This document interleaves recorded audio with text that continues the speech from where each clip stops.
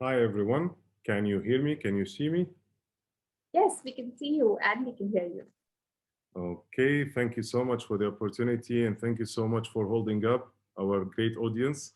And thanks for the host. Let me share my screen. So all good and you can see my screen?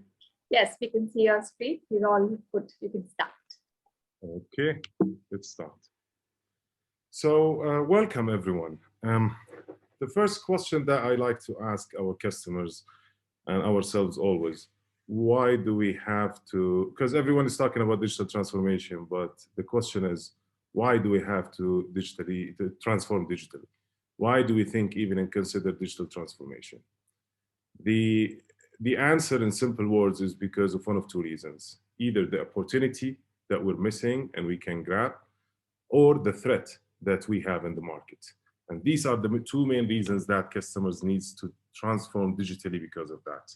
We are in middle of digital vortex today in the market, and the closer to the center your entity or company is, the greater opportunity and greater threat is in there. And that where brings the greater urgency for you to transform digitally. Now, while the transformation encompasses people, process, and technology, it's the underlying technology that forms the foundation of the successful initiative.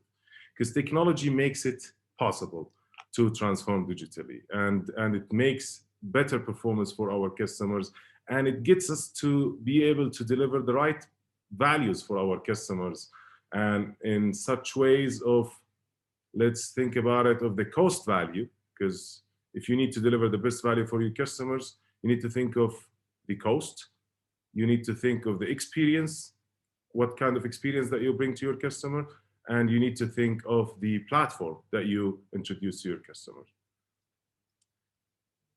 So there is a storm brewing in the cloud, $3.1 billion in revenue in 2020, and expected to grow 100% by 2023. Public cloud adoption is rising, and it's real. Everyone is seeing that, everyone is witnessing that, and there are really amazing values in public cloud, such as rapid time to market, flexibility in IT consumption, and continuous innovation that we can gain and bring from public cloud. These are some statistics. In UAE, 94% of organizations use some form of cloud services, IaaS and SaaS, 33% increase in investment in public cloud, and 45% of organizations run production apps there. But, and we have to wrap up with but, private cloud still dominates. And there are multiple reasons for that. If we look at the customers today, every customer does have his own private cloud. And there is a reason for it. Multiple reasons actually for that. First one is data gravity and legacy applications. Some applications requires low latency and cannot handle and tolerate the high latency in public clouds. Some applications legacy applications have been developed in the customer side for the past 3, 5, or 10 years. They cannot easily move it to the cloud. The predictability of the cost. See, public cloud is an amazing option when you develop your environment. But when you have a stable workload, statistics showed clearly that costs can go really higher compared to having the workload on your premises. Regulatory concerns, which they refer back to as the term, if you heard about it, it's called GDPR, General Data Protection Regulations, and data sovereignty. Everyone is suffering with that, everyone is seeing this, and everyone understands that there are certain geos, your data cannot leave these geos, and that's really important for certain workloads, for these data to remain in certain geos and in certain countries. Control, you need to apply certain controls, policies, security policies on your environment. It's your environment, you get to do whatever you want to do with there. So hybrid cloud is the model, and this is the latest and most recent approach that the customer is going for. Hybrid cloud will be leading the infrastructure model based on the recent statistics as well. 83% of respondents in UAE agree that hybrid cloud is the ideal IT operating model going forward. 45% of new deployments over the next 5 years will be hybrid cloud and multi-cloud. So what's the hybrid cloud means for the people who don't understand the term? Clearly, it's a combination between public cloud and private cloud. You get to get the best out of both approaches. You don't have to get stuck with public cloud. You don't have to get stuck with private cloud. For the coming 5 years, this is the leading model, as we agreed, and it has to be a seamless hybrid cloud operations. We have to connect both clouds together, so I can get out of the private cloud the best out of the private cloud, such as predictability, performance, low latency, regulatory compliance, and greater control in my environment and workload. Yet I don't miss on the opportunity to be more elastic and take advantage of the cloud native services and architectures, go into the multi-geos, less infrastructure management as well. So I need to live in between till I decide eventually I move to a public cloud or I keep here or there. Hybrid cloud use cases. There are multiple use cases for hybrid cloud, like lift and shift, consolidate data centers and move applications to the cloud easily. On-demand elasticity. You can extend in minutes to handle bursts. And this is extremely important in seasonal demands for certain workloads. Business continuity. Many of our customers today, they're thinking of moving test and dev on the cloud and keeping the production on premises. Some customers are thinking to move the DR to the cloud and keep the production on premises. Some of the customers think of moving the archiving, backup as a service. There are multiple use cases when it comes to the business continuity. Cloud native services. No one wants to miss the amazing cloud native services that the cloud, public clouds offering today in the market. There are great level of services, fully automated, and it gives lots of values for our customers that they don't want to miss in today's public cloud offering. However, having all that said, hybrid cloud can create really complexity. If it's not handled well, it will really be hard and tough to manage two different environments with two different approaches together. You cannot build a skill set. You don't want to end up in building a skill set for on-premises and another skill set to manage the public cloud as well. So what's the missing link here? There is a missing link here. And this is where the value of Nutanix come in handy. A unified platform for all environments. First step in order to succeed in this model is to remodernize your data center and make it look like a cloud, look like public cloud. HCI in terms of infrastructure, standardize your infrastructure, make it similar to the public cloud.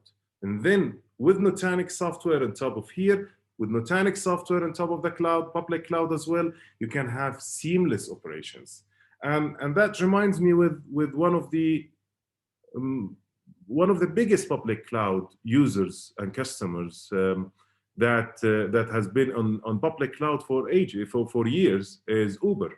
Uber has been in public cloud for many years, and they've decided or they've ended up actually in hybrid cloud model because they wanted to scale and they wanted to take full advantages of the services in the public cloud and on premises. So they according to the head of computing there in Uber called Dean Nelson, he has built a tripod strategy where they have built on their he calls it Uber Metal on premises, which is standard HCI infrastructure along with the public cloud, and they're connecting both together so they can scale, they can run whenever they want on their premises, off their premises, it's up to them, and it can deliver on their customer expectations.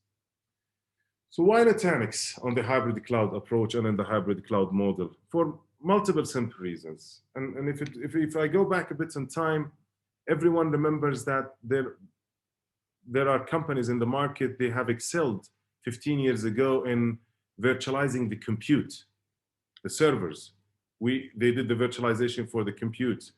Then we introduced virtualization in the storage side.